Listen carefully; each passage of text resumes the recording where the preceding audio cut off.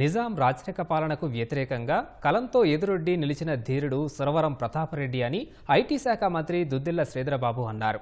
ప్రతాపరెడ్డి 129వ జయంతిని పురస్కరించుకుని సురవరం ప్రతాపరెడ్డి సాహిత్య వైజయంతి సాహితీ అవార్డు 2025 ప్రధానోత్సవ కార్యక్రమం హైదరాబాద్లో ఘనంగా నిర్వహించారు.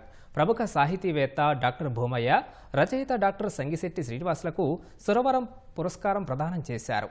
తెలంగాణ భాష, యాసలు భావితరాలకు గుర్తుండే విధంగా తెలుగు విశ్వవిద్యాలయానికి ఆయన పేరు పెట్టడం జరిగిందని శ్రీధరబాబు అన్నారు.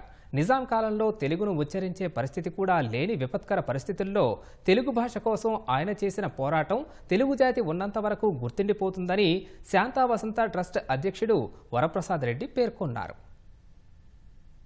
సురవరం ప్రతాప్ రెడ్డి గారి వారు మన తెలంగాణ ప్రాంతానికి సంబంధించిన యాస, భాష సంబంధించి ఆ రోజు ఒక స్పందన తీసుకురావాలని, స్ఫూర్తిని తీసుకురావాలని ఆనాడు బ్రిటిష్ సామ్రాజ్యవాదం దాని ఇక్కడున్న నిజాం పరిపాలకుల మీద చేసిన వారి ప్రయత్నం, వారి పోరాటం మాకందరికీ కూడా స్ఫూర్తిదాయకం.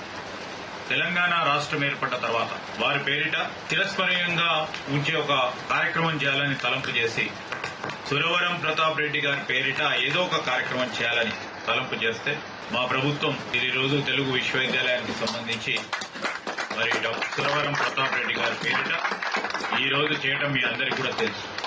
తెలుగు మాట్లాడిన ఒక పాఠశాలలో దాన్ని చెప్పిన ఇది రాజద్రోహం కింద పరిగణించి శిక్షలు వేశారు.